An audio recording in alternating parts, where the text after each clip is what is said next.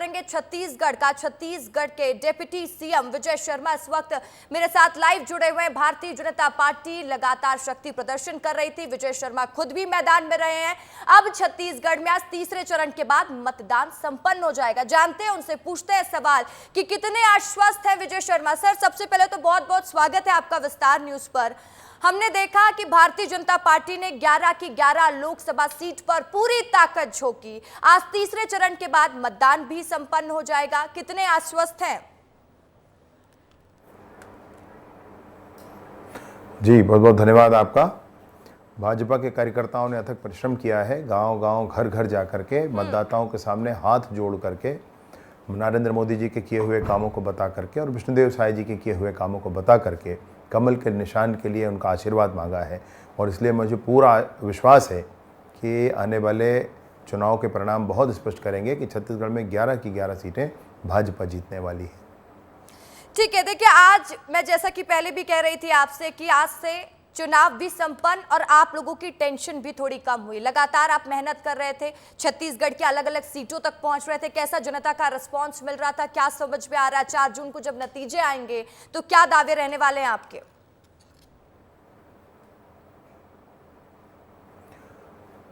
तो दावे तो मैंने अभी से किया आपसे कि 11 की 11 सीटें भारतीय जनता पार्टी जीतेगी। जनता के संदर्भ में आपको मैं बताना चाहूँगा कि नरेंद्र मोदी जी के दोनों तरह के काम, विकासात्मक कार्य जो हुए हैं, क्योंकि घर घर में शौचालय बनाने की किसी ने सोची नहीं, उन्होंने ही करवाए। किसानों के लिए फसल बीमा के लिए ब्लॉक लेवल से नीचे उतर करके क्रॉप कटिंग एक्सपेरिमेंट हर एक गांव में हो, इसका निर्णय मोदी जी ने किया है। मोदी जी ने एम्स जैसी संस्थाओं को 6 से लेकर के 21 तक उनको पहुंचाया है। एक दिन में 25 से 35 किलोमीटर तक के नेशनल हाईवे बनते हैं।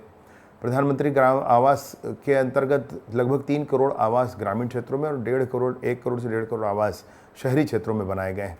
इतनी बड़े विकास के काम हुए, तो मैं कुछ गिना रहा हूँ आपको। उसके बाद मैंने ट्रेनों के बारे में नहीं कहा, भारतमाला के बारे में नहीं कहा, सी पोर्ट्स के बारे में नहीं कहा। ऐसे कितने विषय हैं जिन पर काम हुआ है और बहुत काम हुआ है। विकासात्मक इन कामों के साथ साथ भारत के स्वाभिमान को ऊंचा उठाने का भी काम हुआ है।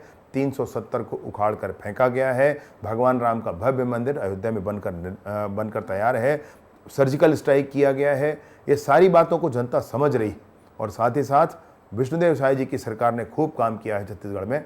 और इस पूरी बात के साथ मैं आपसे कहना चाहता हूं कि 11 की 11 सीटें छत्तीसगढ़ में भाजपा जीतेगी, इसमें कोई संशय नहीं। चलिए, आप कह रहे हैं भारतीय जनता पार्टी 11 की 11 लोकसभा सीट जीतेगी और हमने देखा भी है कि भारतीय जनता पार्टी ने इन तमाम सीटों पर पूरी ताकत झोंक दी है। लेकिन जब प्रियंका गांधी कोरबा पहुंची तो उन्होंने इसी विकास पर सवाल खड़े किए। जुमला बताया है आपके विकास को।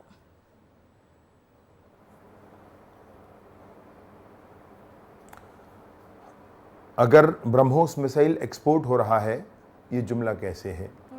अगर सर्जिकल स्ट्राइक हुआ है तो उसको इमरान खान ने भी कहा है कि हुआ है, अब ये कैसे कहेंगे कि ये जुमला है? उनका ये कहना कैसे ठीक हो सकता है कि एम्स जैसी संस्था 6 से बढ़कर के 21 हो गई? वो तो खड़ी है ना संस्था, वो कहाँ चली गई? वो तो देख सकते हैं, सब छू सकते हैं, रिकॉर्ड भी है, एडमिट हो सकते हैं वहाँ पर, सब कुछ समझ में आता है। तो ये जब सारे विकास के काम आंखों के सामने हैं तो कोई कैसे कह सकता है? अब मुझे ये बताए कोई कि क्या जुमला कह देने भर से जुमला हो जाएगा? विजय शर्मा जी, पुंछ में 4 मई को हमला होता है, इसको लेकर भी हम देखते हैं कि कांग्रेस आरोप लगाती है कि आप लोग पहले खुद हमले करते हैं फिर सर्जिकल स्ट्राइक का नाम दे देते हैं। ये भी आरोप भारतीय जनता पार्टी पर लगता है कि चुनाव से पहले इस तरह की स्थिति उत्पन्न की जाती है। मैंने बात इसीलिए सबसे पहले आपको बताया कि हमारे यहाँ लोग देश में क्या बोल रहे हैं उसको छोड़ दीजिए, कांग्रेस वाले क्या बोल रहे हैं छोड़ दीजिए। इमरान खान का वीडियो उस विषय पर आया है, इमरान खान ने स्वयं कहा है।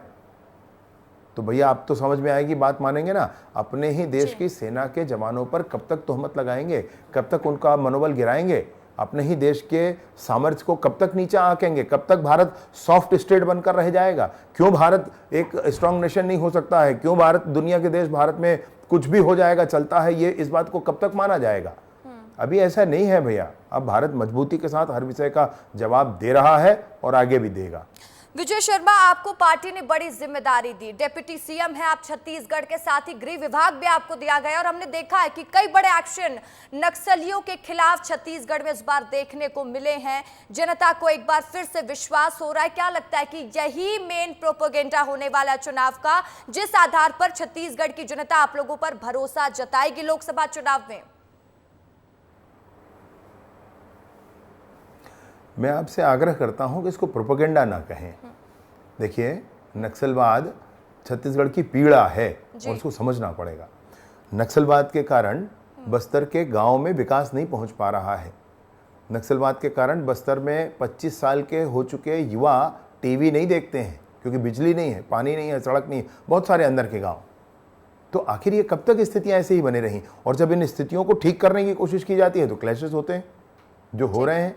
और सरकार इन सारी बातों के साथ बहुत स्पष्टता के साथ काम कर रही है कि बस्तर के गांव को विकसित होना है और उसके मार्ग में जो भी होगा हम चर्चा के लिए तैयार हैं, अन्यथा सख्ती बढ़ती जाएगी। लेकिन मैं निवेदन करता हूं किसी से भी कि इस तरह की चीज़ों को राजनीतिक कोई प्रोपेगेंडा का नाम ना दें। ये छत्तीसगढ़ की पीड़ा है, इसको कृपया बिल्कुल समझें। विजय शर्मा जी, ये पीड़ा है और लगातार हम देख रहे हैं कि भारतीय जनता पार्टी ने जो दावे और वादे किए थे कि इस पीड़ा को खत्म किया जाएगा, आप लोग कर रहे हैं, ये काम सराहनीय है। क्या ऐसे ही नक्सलवाद को खत्म करते रहेंगे छत्तीसगढ़ में? निसंदेह दिए हुए समय में, निर्धारित समय में ये सब कुछ ठीक होने वाला है। ठीक है, मैं आपसे एक आखिरी सवाल पूछना चाहूंगी। राधिका खेड़ा कांग्रेस पार्टी का दामन छोड़ी, अपने लेटर पे क्या लिखा था उन्होंने वो तो आप तक भी पहुंचा होगा, लेकिन आज उन्होंने भारतीय जनता पार्टी का दामन थाम लिया, इस पर आप क्या कुछ कहना चाहेंगे? नहीं, भाजपा में तो सम्मान है, नारियों का सम्मान है, महिलाओं का सम्मान है। लोकसभा में 33% महिलाओं को आरक्षण देना ये भाजपा ने ही किया है, किसी और ने नहीं किया है। गांव-गांव में शौचालय बनवाना ये काम भाजपा ने नहीं किया है, किसी और ने नहीं किया है। और मैं आपसे राधिका खेड़ा जी के संदर्भ में भी कहता हूं, जो कुछ उन्होंने कहा वो बहुत दुर्भाग्यजनक है। अगर ऐसा हुआ है तो दुर्भाग्यजनक है और बहुत बड़ी पीड़ा हुई होगी तब उन्होंने ऐसा कहा किया होगा। राम मंदिर के दर्शन करने जाने मात्र से ऐसी प्रताड़ना किसी की जाए, ये तो समाज के लिए भी चिंता का विषय हो गया है। बिल्कुल, बहुत बहुत शुक्रिया विजय शर्मा आपका तमाम बातचीत करने के लिए विस्तार न्यूज से।